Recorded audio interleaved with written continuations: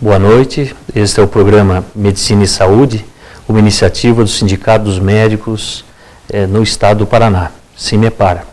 Meu nome é Darley Ruggeri Volman Júnior e hoje nós vamos tratar da terceirização da saúde. Para conversar conosco sobre esse assunto, nós convidamos a doutora Ana Paula Pavelski. A doutora Ana Paula é advogada do SIMEPAR, mestre em Direito e professora de graduação e da pós-graduação do curso de Direito da Unicuritiba. O Sindicato dos Médicos, assim como as entidades médicas de uma maneira geral, são contra a terceirização, pois ela costuma trazer prejuízos não só para os profissionais, mas para a população de uma maneira geral. Eu gostaria de pedir para que a doutora Ana falasse sobre o que representa, assim, no Brasil, o que são a terceirização no Brasil e vamos dizer assim, essas organizações como a Organização Social, as OCIPs, as ONGs, e como é que elas participam no processo da terceirização da saúde pública no Brasil? Bem, boa noite. É uma honra estar aqui, muito me agradou o convite, doutor. E para essa sua primeira pergunta, eu tenho a lhe responder que a terceirização, na verdade, nós temos que entender no primeiro momento com relação às atividades, vamos dizer assim, públicas e com relação à iniciativa privada, né? Então, falando um pouquinho então desse aspecto da iniciativa pública, que nós vemos acontecer com grande frequência nos dias de hoje, não são raras as notícias, inclusive, que nós temos relacionando ações no judiciário que demandam aí a anulação, a nulidade, enfim, de contratos ou de vínculos com a administração pública nesse sentido. O que aconteceu no nosso estado, então no nosso país, no Brasil, foi de que, num primeiro momento, a nossa Constituição Federal, né, que é a nossa lei maior, então, que rege todo o estado, né, todo o Brasil, ela veio num sentido de o que a gente chama de welfare state, ou seja, de que o Estado tivesse aqui uma atuação máxima em tentar proporcionar para os particulares, propiciar, né, os serviços de saúde, de educação, de segurança, principalmente, além de outros, como, por exemplo, a cultura, a tecnologia, a questão também relacionada aí a esportes, né? Enfim, uma série de direitos que nós podemos denominar até como direitos sociais, né, que são direitos aí mínimos assegurados aos cidadãos, né? O que aconteceu é que, num primeiro momento, baseado até em paradigmas internacionais que acabaram vindo e sendo, vamos dizer assim, implementados dentro do nosso país, a grande expressão da quebra desse significado, da tentativa de quebra, pelo menos, do welfare state, veio com o governo do Fernando Henrique Cardoso. Então, o que ele começou a fazer? É notório que o governo dele foi um governo marcado pelas privatizações, né? E dentro disso, além das privatizações, então, de empresas que eram públicas ou que eram de capital público, eu vim, então, para um processo também de tentar retirar do Estado determinadas atividades que eram essencialmente suas. Então, o que aconteceu? Acabou sendo introduzido aqui no Brasil o conceito de ONGs, das organizações não governamentais. Só que, na verdade, ONG, pura e simplesmente, eu posso dizer que, entre aspas, não existe. O que nós temos dentro do nosso país que acabam levando o título de ONGs, então, depois desse processo que foi criado no governo do Fernando Henrique? Nós temos as organizações sociais e as OCIPs, né? Que é o que é chamado de terceiro setor, vamos dizer assim. Então, eu tenho o primeiro setor, que seria o Estado, o segundo setor, que é a iniciativa privada, e um misto desses dois, foi a tentativa de criar um misto dos dois, do público e privado, dinheiro público e dinheiro privado, nessas organizações. As OCIPs, né, elas têm um controle um pouco maior, porque elas precisam ser credenciadas, aprovadas, vamos dizer assim, liberadas o seu funcionamento pelo Ministério da Justiça.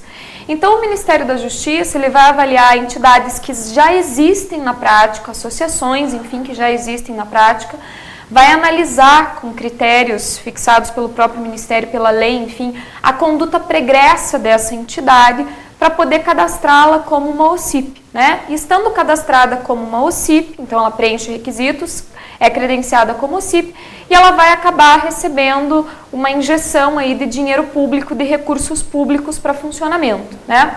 As organizações sociais, elas já não necessitam desse credenciamento junto ao Ministério da Justiça. Então, se por um lado eu tenho um determinado controle que funciona com as OCIPs, com as organizações sociais esse controle já praticamente não existe. Por quê?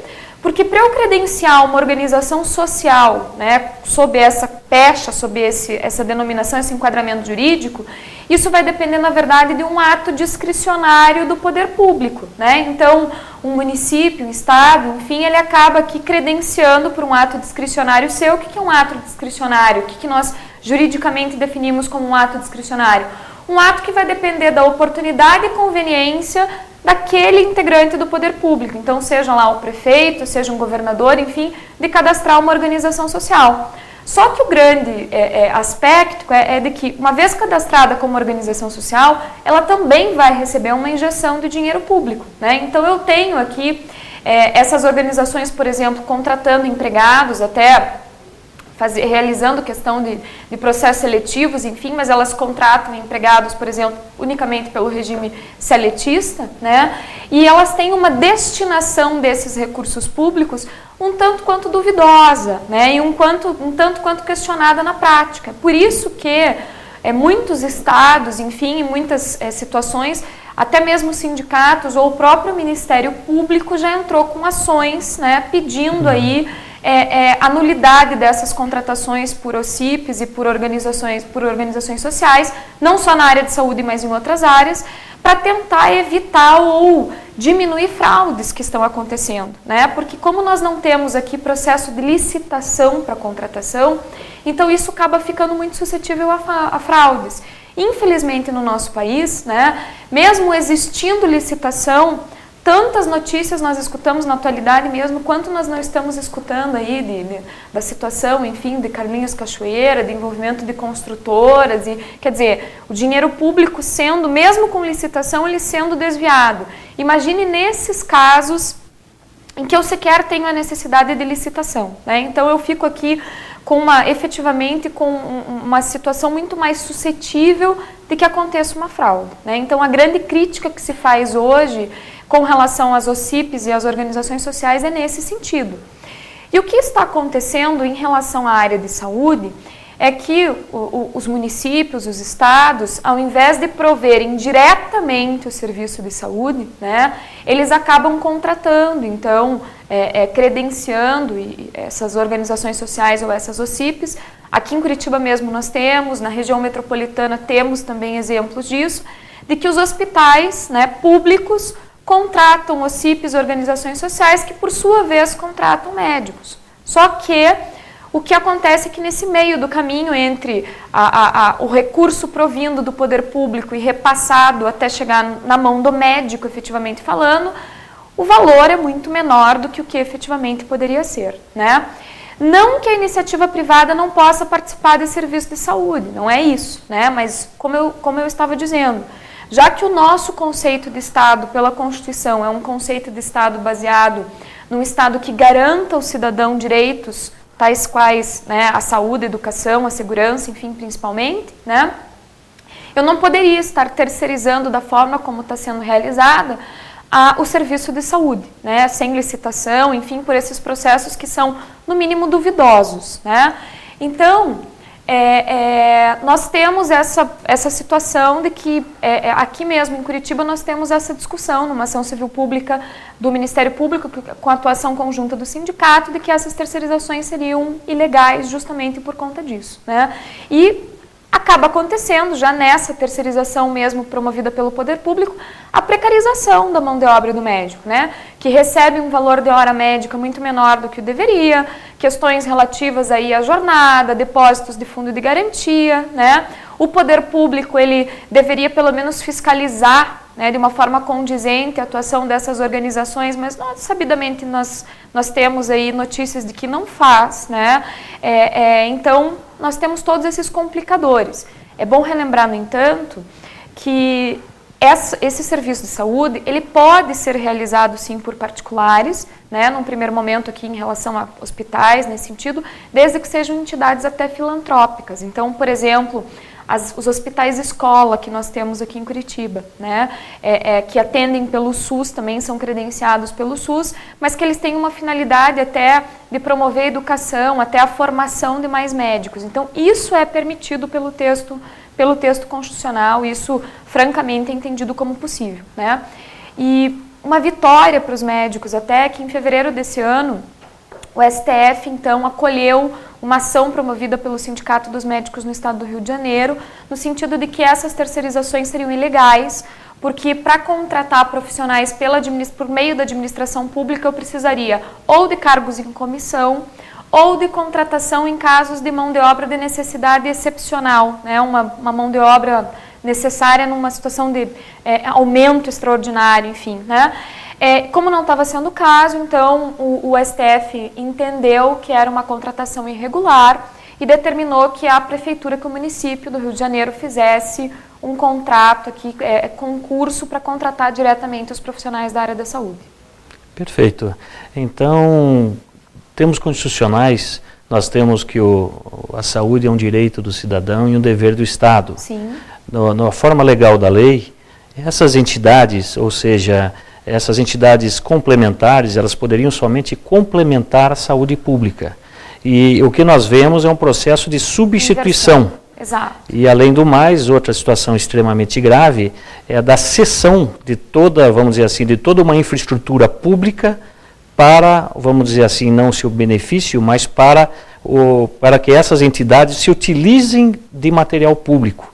Isso seria também irregularidade, não seria? Sim, porque se num primeiro momento talvez nós tivéssemos como vantagem até a possibilidade dessas instituições desenvolverem aí, né, locais mais adequados e com uma estrutura até que efetivamente tivesse uma capacidade maior de atendimento à população, o que nós estamos percebendo é que isso não vem acontecendo, né? As filas nos hospitais, nos postos de saúde pelo atendimento do SUS, elas não diminuem, né? E o grande problema é que a população, infelizmente, tem enxergado isso como um problema unicamente da equipe médica. E, na verdade, o problema de atendimento em si, ele não é da equipe médica, ele é, na verdade, da falta de uma equipe médica, vamos dizer assim, numerosa o suficiente para atender a demanda populacional que nós temos, né? Tanto nas capitais quanto no interior. Nas capitais muito mais, porque como nós temos centro de excelências, né, vários centros de excelência aqui na capital, enfim, como Curitiba, por exemplo, então as pessoas do interior acabam vindo para cá, né? E o que era para ser, de repente, uma possibilidade até de maior investimento em equipamentos, em tecnologia, em atendimento para o setor de saúde, o que nós vemos simplesmente são recursos sendo desviados e a população ficando mais carente na área da saúde, no atendimento. E nós temos também algumas informações que existem processos tramitando no Supremo Tribunal Federal para as irregularidades das organizações sociais e que esta situação está quase 10 anos parada no Supremo.